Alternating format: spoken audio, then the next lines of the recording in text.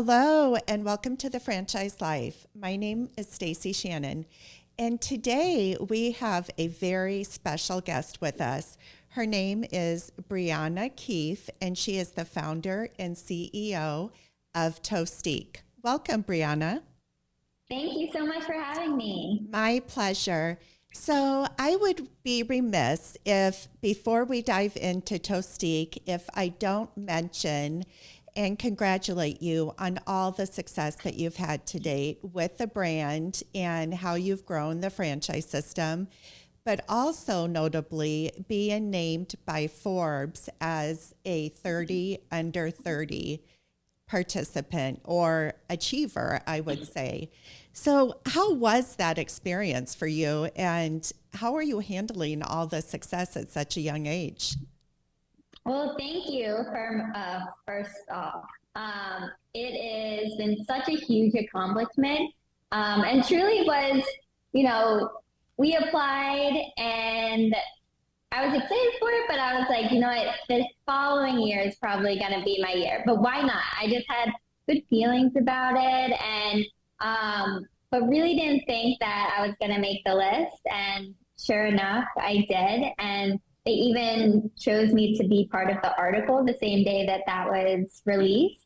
So I had 30 under 30 listed, but then on top of that, an article just about the fast casual industry. So it was super, super exciting. And honestly, even like right now, it's truly hard to believe. And it's done so much for the brand. We're growing pretty fast, and just having that accomplishment, I think, got some amazing content out and more people excited and hearing about Toastique.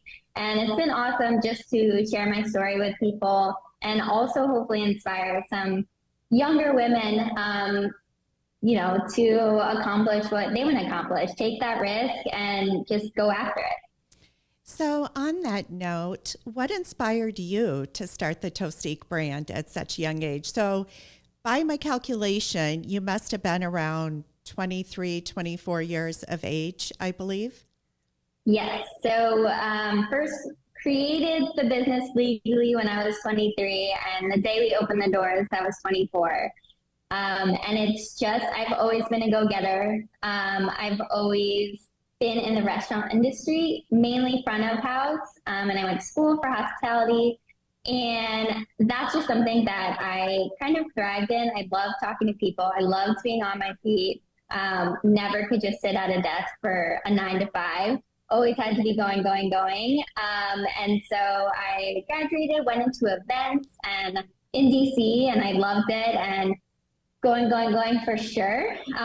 Sometimes it really pushed me to my limits. We are doing these amazing events, one of a kind, amazing opportunities, because there's an off-premise catering event. So we got to go to all the museums and host very high-end events. But it really burnt me out. And I knew how hard that I could work, and I do work. And in my eyes, I felt like I had nothing to lose to start something on my own. So that's what I did. I took the risk, and the first store was really just creating myself a job, something that I wanted to go to every day, be excited about, be happy to be there. And that was the vision. And as soon as we opened from day one, everyone was like, "Oh my gosh, you need to come here. You need to come here. I want to open one." So that's when I was like, "Oh, okay. Like, we're onto something here with this Toastique thing." And so that's kind of how we led into our growth strategy by franchising outside the DC area, but then also we still plan on opening a store here, a corporate store once a year. So I love when you said that you felt you had nothing to lose, so you took that risk. I think that is so critically important, because so many people, that's exactly what holds them back, is they feel they have so much to lose by taking a risk on themselves. So kudos to you. That is fantastic. So what is Toastique? Yeah, so Toastique is a gourmet toast and juice bar. That's our tagline, and our focus is on the gourmet toast aspect of aspect of it. And that's really where I wanted the focus to be, because there's so many juice bars and smoothie spots and places and even sit down brunch spots that might only have toast as like a side option, where I love toast. I love bread. And I love making beautiful things. So I wanted to put the focus on toast and have it be big enough that it's a full meal, that the main center of the menu, and that it fills you up like a sandwich, but it doesn't overstuff you. So we have a whole variety of toast that we make all in-house. All of our ingredients are made in-house. The things that are not are sourced locally, like our bread, our produce, our granola, our coffee, everything like that.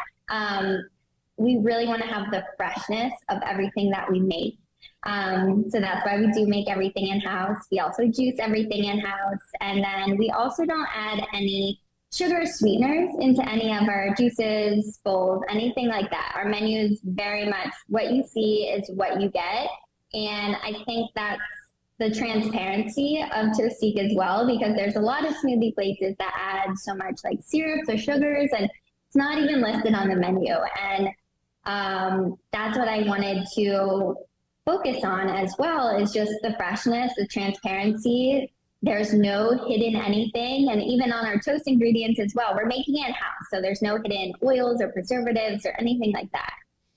And that is so important in today's world, where there is just a hyper focus on health and wellness, I believe. So let's take a step back real quick. So you started the brand in 2018 with opening up a single location, but you took the plunge into franchising in 2020, the year that COVID, a major pandemic, happened to hit us. What was that like for you as a new business owner? Yes. So in the beginning, it was very scary. There were so many unknowns. Everyone was closing. Sports were being stopped. It was the craziest feeling, which I feel like everyone felt. Our sales were down 70% in March of 2020, right when it first kind of hit everything. And it was so scary. You know, we were like, are we going to make it? Like, what's next?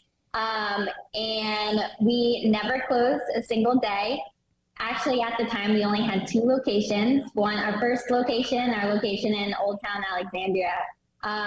So I was working at the one in DC, open to close. I would have one person come in just to help me with juice and prep, and really had to cut down our labor. But we decided we're not going to close. We have to keep people employed. They need to feed their families. So we didn't lay anyone off. It was just cut their hours extremely, and just kind of work through it. We did online ordering and third parties, things that we haven't done before the pandemic. And that's when we realized that we were really onto something, because we aren't a full-blown restaurant. We don't have extreme cooking equipment. So all that extra labor that other restaurants need just to function, to have someone on dish, on prep, on the grill, stove, all of that, it was manageable to run with 1 or 2 people. And we were like, okay, after the pandemic, we're like, if we can get through this, like Toastique's kind of like pandemic proof. And we knew healthy fast casual is where the trends were going. We've even seen that during the pandemic. People are adding extra ginger shots to their smoothies and things like that. And we actually, during the pandemic in 2020, we created a line of wellness shots, which is just concentrated superfoods with fresh ginger, turmeric, apple cider vinegar, blue spirulina, because we saw that demand, and that's what people wanted. So between the mix of that, we were still very confident in Toastique and very confident in the market, and knew that we were going to get through the pandemic. And we figured now more than ever, that's the type of people, or that's the type of business that people want to invest in. Something that is pandemic proof and healthy. And so yeah, we took full advantage of that and just kept moving forward while some people were slowing down or even stopping. How did you come to the realization that franchising could be a path for your business model versus continuing to open up more corporate stores? Yes, that's a great question that I feel like I get questioned a lot because franchising, the word, I think people think of McDonald's, Subway, businesses that maybe are very black and white, set in stone. These are the ways, unhealthy.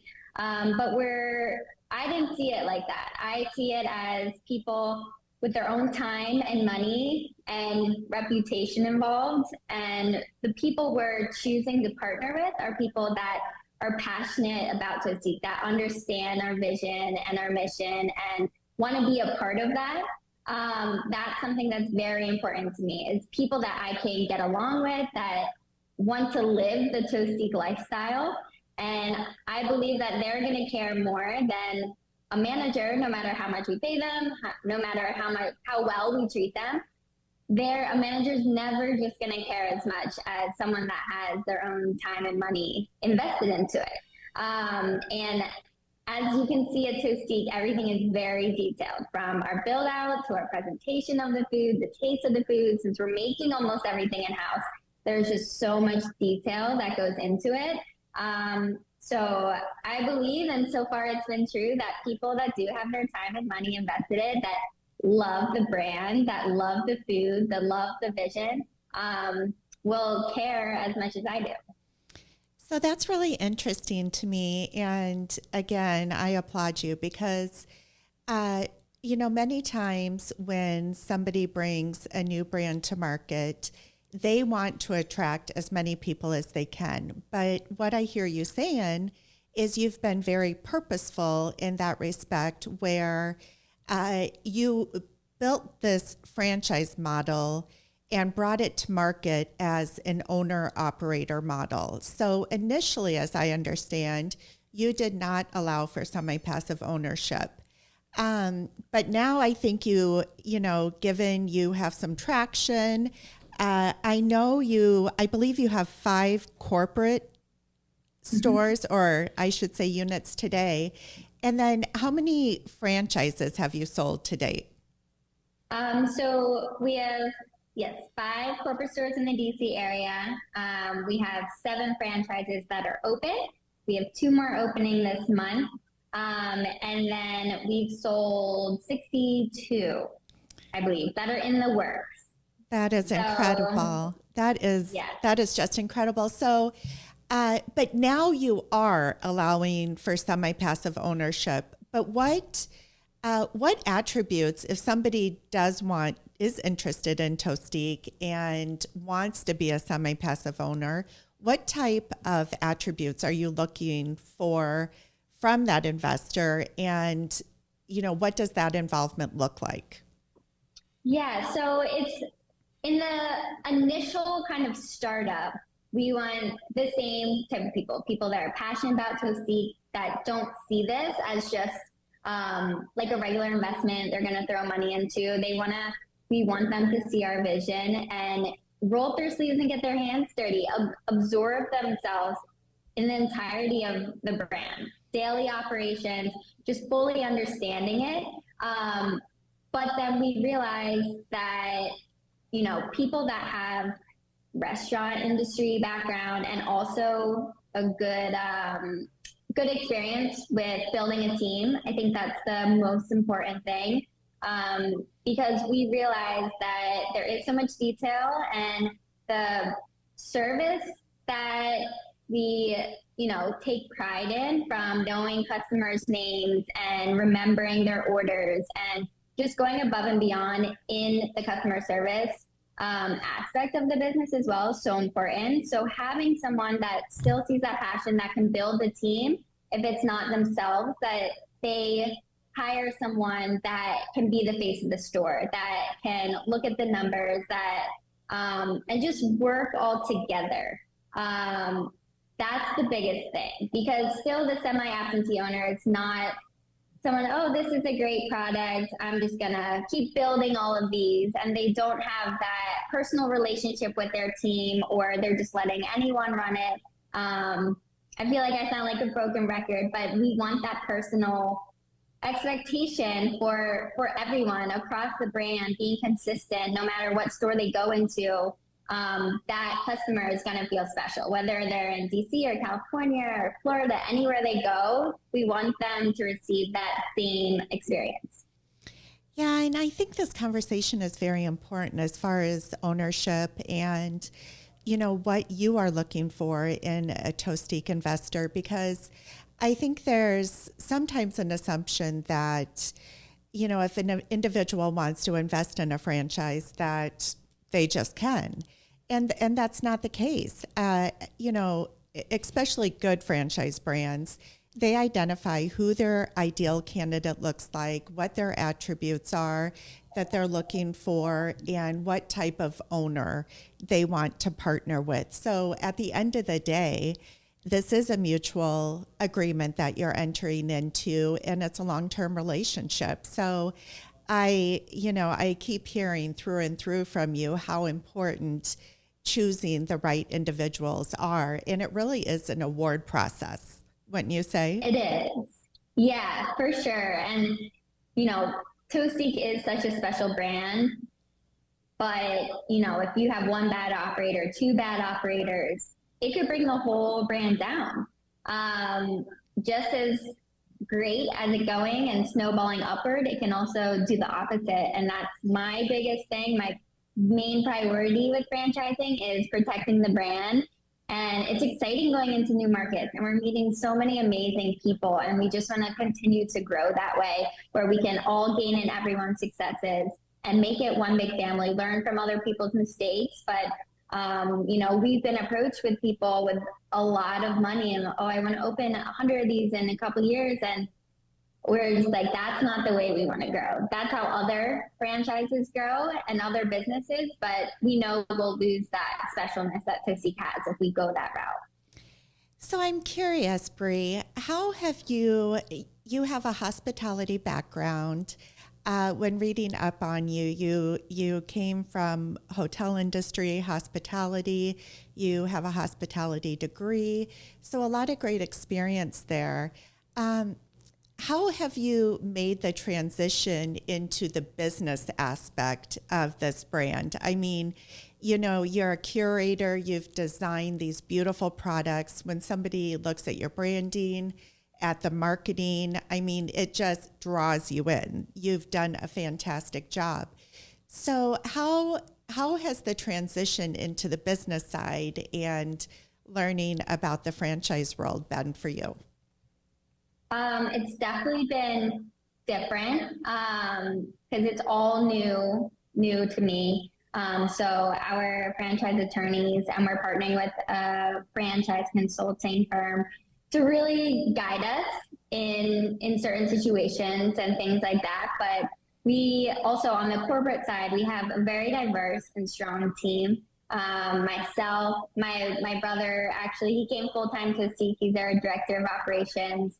My partner, Kyle, he's the more numbers guy, construction guy. So we all really blend together really well. And we all just work together, hear each other out, hear what our attorneys say, our consulting firm says, trying to figure out the best direction that we should go and problem solving. But all of us are very just figure it out. That's actually kind of what we say in our office too. We're like, figure it out, run with it, and learn from it if it doesn't work. Well, good for you. I know surrounding yourself with the right people, I mean, just further elevates you. So let's talk financials a little bit. And anybody that has explored franchising knows that there's regulations on what you can talk about, what you can't talk about. So within your franchise disclosure document, which is the document where financials can be outlined, in 2021, which we're in the midst of the global pandemic, you saw an average gross sales of around $850,000 for a corporate location and an average net profit of around $173,000. So that equates to approximately a 20% profit margin in the food and beverage industry, which is really unheard of. Was this something that you were experiencing from the onset, opening up a corporate location, or is this the result of lessons learned through those initial corporate locations where you were able to streamline operations and so forth? It honestly, our year one with our one store was way better than that. It's pretty crazy. And I think really what it comes down to are two things. Is the concept that Toastique is, where we have the toast aspect of it versus another juice bar, which makes our numbers much more impressive than your typical juice bar. So we're still giving our customers the same service as a full restaurant. It's still counter service. But people can come and brunch and have office meetings and, just gather with friends and family without the overhead of full-blown restaurants. And, still receiving that same just experience where juice bars typically quick serve, grab and go, no one's hanging out for too long. And also because we don't have that overhead and our model is so efficient and our footprint is small, you can really scale down your labor to match the volume. And that's really how we got through the pandemic. In the FDD too, you'll see that we are just as profitable as we were in 2020 as we were in 2021. And that's because we were able to just stay on top of the numbers and only schedule that made sense. And that's a true key feature there, is just staying on top of it because it is so efficient and small that we can scale it down to slow labor like the pandemic, but then also in the summer when the weekends, when we're quadrupling the amount of sales, we can also have that much labor on where it still makes sense. What are the hours of a Toastique location? So they're either 7 to 5 or 7 to 7. Our ideal hours are 7 to 7. Always 7 a.m. because we're a breakfast shop, and people are up early, they're on the go, they want their coffee, they want their juice smoothies, toast, whatever. But then it kind of fluctuates where you are at the location that you're in, whether 5 or 7 makes sense. We prefer 7 because what we see is people getting off work, people getting home after the gym, they're coming for their, whatever it might be, a snack, a protein shake, or it might be a light dinner, where between 5 and 7, we're seeing that pop. We actually have a store opening that wants to stay open until 9 p.m. on Fridays and Saturdays because they're in a development where it's very lively, very active. So we're flexible with the times that make sense for the area, but it's typically always never later than 7 a.m. And out of the 60 plus locations that you've awarded to date, what is the breakdown of single unit investments versus multi-unit owners? I don't know the exact off the top of my head, but the majority of them are multi-unit owners. The people that have signed on single also want to eventually open more, but they're kind of taking the safer route, really getting that learning curve out of the way, and then ideally opening 3 more. We understand we are looking for owner operators. I know we touched on that, but I also realize no one is creating themselves a job like I did. They see the vision, they want to open multiple. So it also just depends on how big their team is, how many, if they already hired a manager in place, how fast or slow they want to go. And that's something that we are totally open to. We always tell them we will go at the pace that you want. This is a big investment. This is a new venture for everyone. So we're not going to force their hand on opening multiple. We actually prefer the opposite. Just taking your time. We open one a store or one a year, and we're the experts. We're the ones that created it. Just with the staffing and really making sure everyone's trained up. We want to make sure that the franchise owners are also prepared and move on when they're ready. And there's no rush or no pressure from us on the speed that they want to go. Well, it's good to hear. I mean, you appreciate it is a big decision between single unit ownership versus taking the plunge right off the bat for agreeing to multi-unit ownership with a development schedule. What would you say a day in the life would look like as a multi-unit owner? So, I mean, you can speak from experience. You have 5 locations around you that are corporate locations that you own. So what will ultimately a day in the life look like for semi-passive investors? Yeah, so I think in the beginning too, a little bit like I mentioned, like I'd expect a month minimum, maybe a couple more to really get in there and really just fully understand the whole process, because it's the restaurant industry. People call out, they won't show up, especially in the beginning. Once you start to create the culture and find your key players, everything gets easier, but the first couple months are always the hardest. So just really getting in there, being fully absorbed in the brand, but also having your managing partner, your whatever you want to call them, is right alongside you. And then we, even with owner operators as well, we continue calls, bi-weekly calls that will move to monthly calls after you open. So we can look at all the numbers, making sure your numbers and your labor costs, food costs, your staffing looks okay, no one's getting overworked, your reviews, everything like that, we go over to make sure we're on the right path. So that's something that the semi-absentee owner would also be deeply involved in, and probably one of their biggest priorities, but also having weekly meetings with their team, just making sure everyone's staying on top of everything, all the standards are being held, things like that. All right. So you touched on, we've mentioned a couple times, the investment. It's a big investment, but I guess as far as food and beverage brick and mortar investments go, it really is a modest investment from that standpoint. And I think that goes to the simplicity of the business model with no hoods and so forth, and no real expensive equipment that's needed. So the total investment for a Toastique is between $347,000 and $568,000.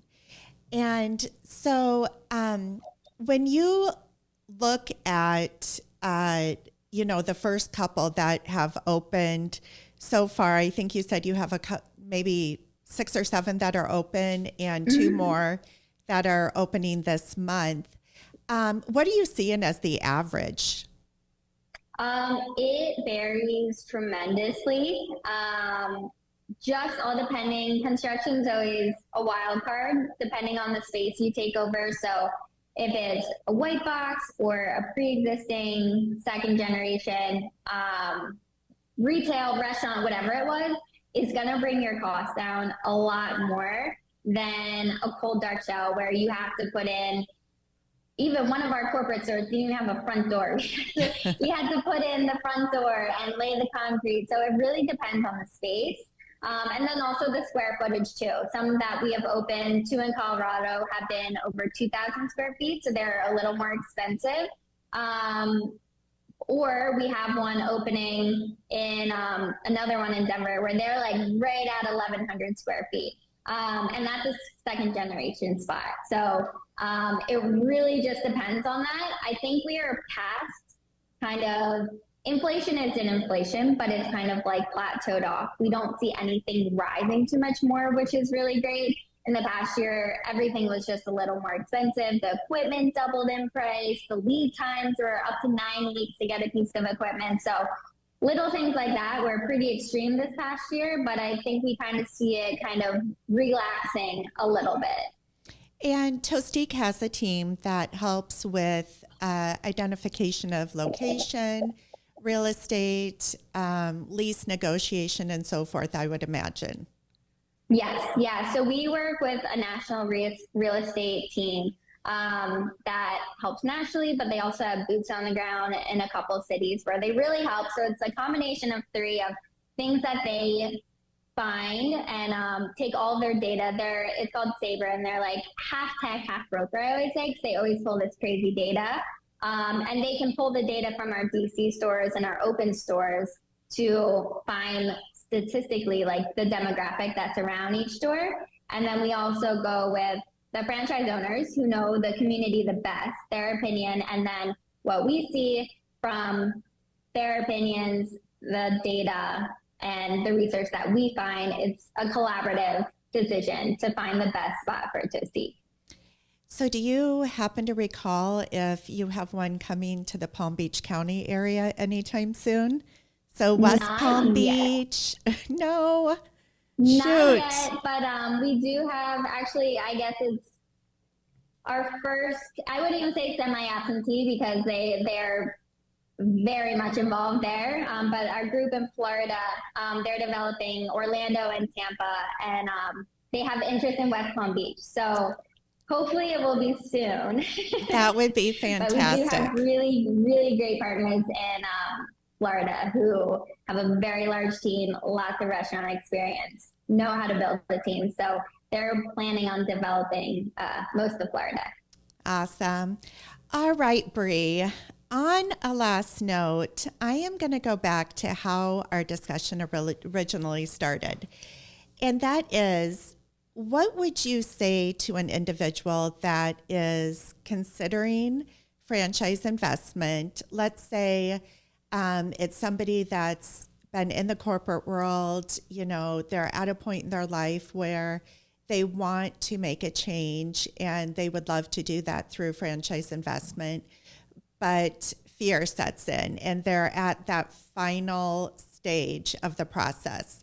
What advice could you give an individual like that?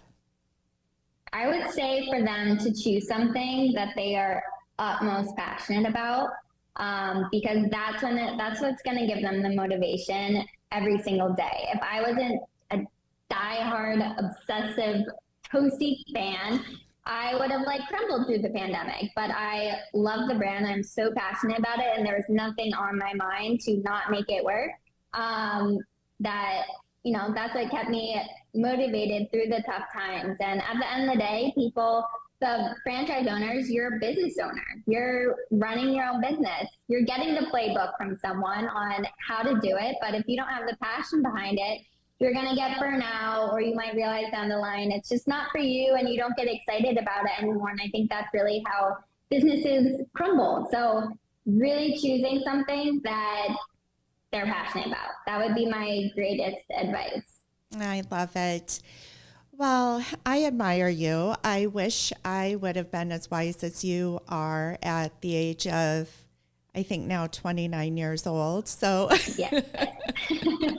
so congratulations again, Bree, on all of your success. Thank you so much. Yeah, it's so fun to watch this brand grow, and I know it's going to continue to be a huge success. So thank you for joining us today. If anybody would like to learn more about Toastique, please feel free to reach out to me at Stacie@fusionfranchising.com. Thanks and have a great day.